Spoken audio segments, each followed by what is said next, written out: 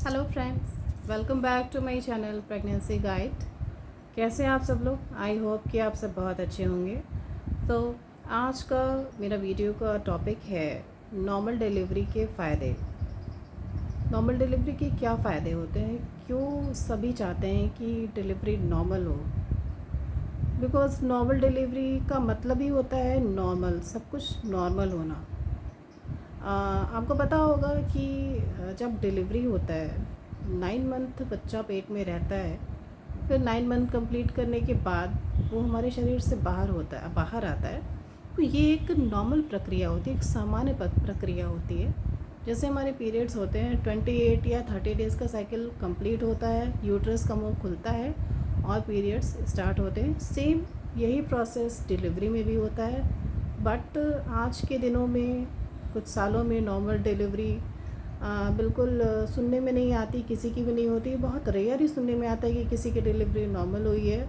और ऑपरेशन के तो बहुत सारे रीज़न्स डॉक्टर बताते हैं कि आपका ऑपरेशन होगा बिकॉज़ आपके यूट्रस में फ्लूइड कम है, आपके बच्चे के गले के पास कॉर्ड है, और आपका कुछ कॉम्प्लिकेशन है, या फिर अगर नॉर्मल होगा तो रिस्क है। रीज़न्स बहुत सारे होते हैं। और बात ये भी है कि हम रिस्क लेना भी नहीं चाहते और लेना भी नहीं चाहिए, क्योंकि पुराने ज़माने में इतने टेस्ट अवेलेबल नहीं थे।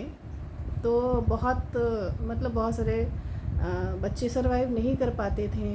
अक्सर प्री मैच्योर डिलीवरी भी नॉर्मल होती थी। तो जो प्री मैच्योर डिलीवरी में जो बेबी होता है उसको पूरा ऑब्जर्वेशन चाहिए होता है उसके कंडीशन के हिसाब से। बिकॉज़ प्री मैच्योर डिलीवरी में जो बेबी का लास्ट स्टेज पे जो डेवलपमेंट, वो जो लंग्स का डेवलपमेंट सबसे लास्ट में होता है। तो अक्सर ऐसा होता है कि प्री मैच्योर डिलीवरी में लंग्स पूरी तरह डेवलप नहीं हो पाता और डिलीवरी हो जाती है। बच्चे को ब्रीदिंग प्रॉब्लम आती है, अक्सर बच्चे सर्वाइव नहीं भी कर पाते हैं। तो ये सारी प्रॉब्लम से दूर रहने के लिए सारी महिलाएं चाहती हैं कि डिलीवरी नॉर्मल हो। तो नॉर्मल डिलीवरी के फ़ायदे क्या हैं? पहले तो आप जान लीजिए, नॉर्मल डिलीवरी बिल्कुल नॉर्मल होती है। होने के बाद 2-3 दिन के बाद आप अपना भी सारा काम कर सकती हैं, आप बच्चे को भी अच्छे से केयर कर सकती हैं। इवन आप छोटे मोटे काम भी कर सकती हैं, आसानी से उठ बैठ सकती हैं। मतलब 1 महीने के बाद आप पहले की तरह नॉर्मल हो सकती हैं, अपने डेली रूटीन में आ सकती हैं। अगर आपके और भी बच्चे हैं तो आप उनका केयर कर सकती हैं, अपनी पूरी फैमिली का केयर कर सकती हैं। उसके बाद बात आती है सी सेक्शन में जो स्टिचेस होते हैं। पहले तो जान लीजिए, सी सेक्शन में ऑपरेशन के टाइम में कोई प्रॉब्लम नहीं होती है। एनेस्थीसिया में डॉक्टर ऑपरेशन कर देती है, उस समय तो कोई पेन नहीं होता है। बट 8-10 घंटे के बाद जो स्टिचेस में जो पेन स्टार्ट होता है वो ऐसे नहीं होता है, बहुत दर्द होता है।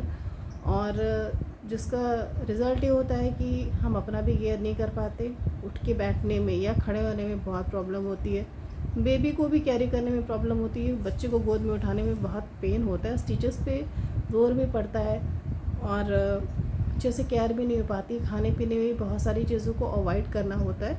नॉर्मल डिलीवरी में ये सारी प्रॉब्लम्स नहीं आती है, सब कुछ नॉर्मल तरीके से होता है।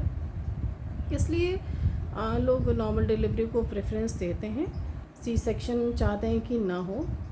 तो सी सेक्शन में ये भी होता है कि आगे चल के अगर आपके पेट की स्किन स्ट्रॉन्ग नहीं है, मजबूत नहीं है, तो आगे चल के हार्निया की प्रॉब्लम होने की आशंका रहती है। हार्निया की प्रॉब्लम हो सकती है। बहुत सारे लोगों को जहाँ पे टाँके लगते हैं वहीं पे हार्निया हो जाता है। तो अगर आपका सी सेक्शन हो भी रहा है तो आप 2-3 महीने अपना बहुत केयर करिए, भारी सामान मत उठाइए, बहुत ज़्यादा वॉकिंग मत करिए, या बहुत देर तक खड़े होकर कोई काम मत करिए। तो सी सेक्शन में बहुत ज़्यादा ख्याल रखना पड़ता है। नॉर्मल डिलीवरी होती है तो सब कुछ नॉर्मल होता है, बहुत आसानी से हो जाता है। घर वालों को भी परेशानी नहीं होती है, खुद को भी परेशानी नहीं होती है, बेबी की भी केयर हो जाती है। इसलिए हम प्रेफरेंस देते हैं नॉर्मल डिलीवरी को। बट अगर नॉर्मल डिलीवरी चाहिए तो हमें अपना बहुत ख्याल रखना होगा, और थोड़ी बहुत एक्सरसाइज, योगा, वॉकिंग, ये सब करना होगा। सबसे इम्पॉर्टेंट होता है जो पेट में फ्लूइड होता है, जो पानी होता है जिसमें बच्चे होते हैं, जिसमें बच्चों का मूवमेंट होता है, उसको मेंटेन करना। क्योंकि ऑपरेशन होने का एक ये भी मुख्य रीज़न होता है, मुख्य कारण होता है जिसकी वजह से डॉक्टर को ऑपरेशन करना पड़ता है।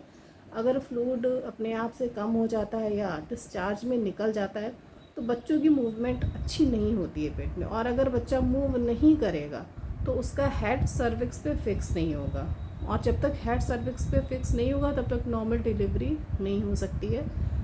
सो कोशिश करिए, जो प्रेग्नेंट वुमेन्स हैं कोशिश करिए लिक्विड को ज़्यादा लेने का, फ्रूट्स ज़्यादा लेने का, पानी पीते रहें, फ्रूट्स लेते रहें, दाल का पानी पिए, थोड़ा बहुत घी का भी आप यूज़ कर सकते हैं, ले सकते हैं अगर आपको डाइजेस्ट होता है तो अपना ख्याल रखिए। और इमेजिन करिए, सोचिए कि मेरी नॉर्मल डिलीवरी होगी। अपनी सोच को अच्छी रखिए, पॉजिटिव सोचिए, अच्छा सोचिए, स्ट्रेस से दूर रहिए, अपना ख्याल रखिए। मिलते हैं आपसे अपनी नई वीडियो में एक नए टॉपिक के साथ। Bye bye.